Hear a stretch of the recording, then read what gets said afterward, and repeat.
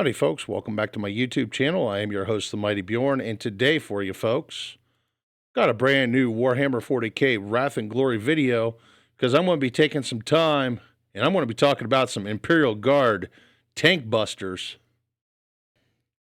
However, before we get into it, let's do a quick support plug here because I just want to take time and I want to say thank you to everyone who's been tuning in, who's been enjoying the videos, liking, commenting, subscribing, sharing the videos around. It all helps me out as a growing YouTube channel. And I also want to take a moment to throw a special shout out to my Patreon supporters who take time, throw the channel additional support, and gives the channel a bit of a budget. For anyone who would be interested in maybe doing something like that, there's a link down below in my video description that leads to my Patreon page. It's a great way to keep in touch, find out what's coming up, things of that nature. But anyway, folks, let's get on into the meat and the potatoes of today's video. Now, the first one of two vehicles I'm going to talk about today is the Destroyer Tank Hunter. Now, when I was going through the history, I couldn't find exactly when this thing actually came into existence or when it went into production, more or less.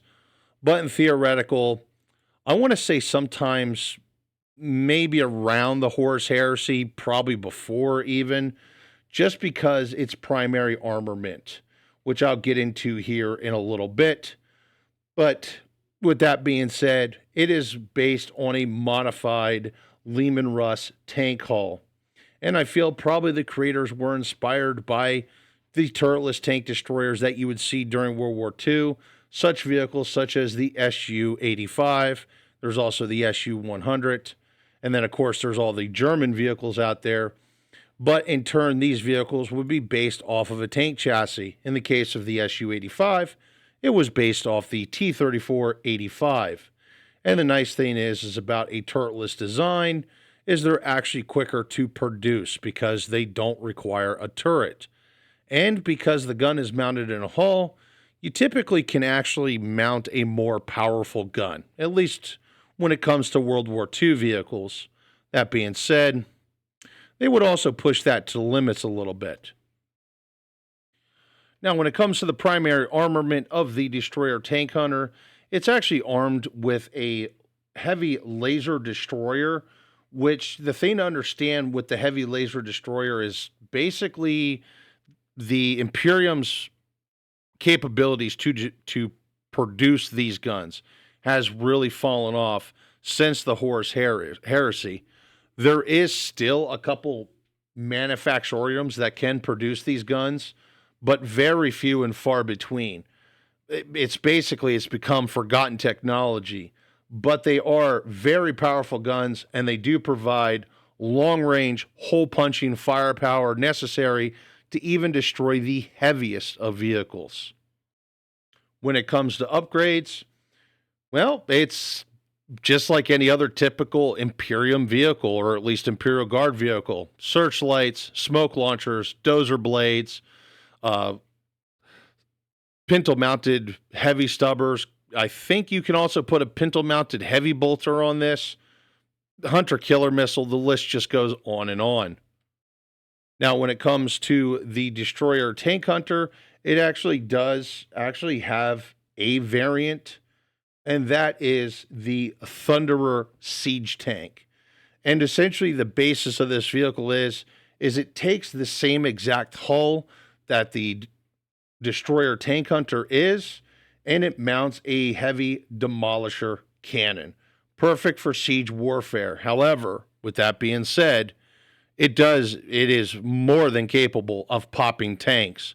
I actually used to use them for popping tanks actually at close ranges back in the days when I played Warhammer 40k tabletop. Once again, when it comes to upgrades, it can take pretty much any upgrades as any other Imperial vehicle. Just as previous with the Destroyer Tank Hunter, you get dozer blades, pintle-mounted heavy stubbers, smoke grenade launchers, searchlights, the list goes on. Even Hunter-Killer missile.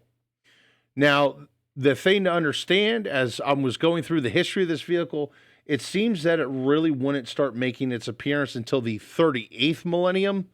That kind of seems late to me, but I guess it still makes sense, because what it comes down to is We got these hulls that are more than capable of being a good vehicle for the Imperium, but we just don't have guns for these vehicles because, well, we don't know how to produce them anymore because, I don't know, the Imperium likes to misplace their blueprints a lot. That doesn't make sense now when I say it, but that's generally the idea. So basically, any of the destroyer tank hunters that maybe the main gun would get damaged, or just any newly produced hulls that they didn't have any guns for, would end up getting a demolisher cannon in its place, so that way they could get a vehicle out on the battlefield. And actually, the Imperial Guard really enjoy the use of these vehicles from what I can tell.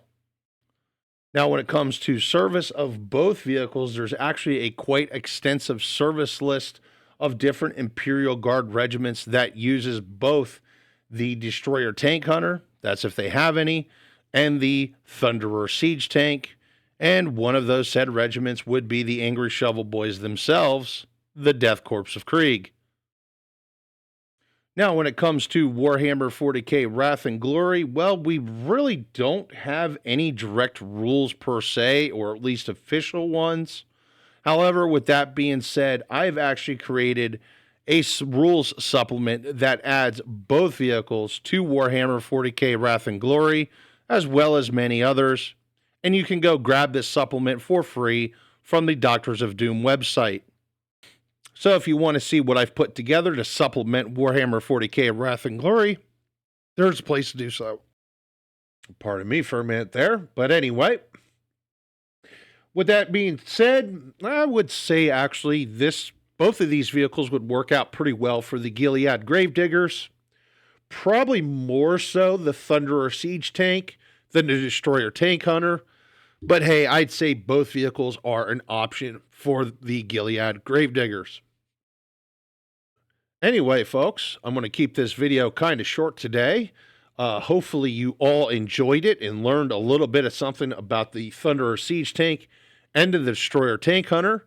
Hopefully you all enjoyed it. Thank you very much for tuning in, and have yourselves a wonderful day.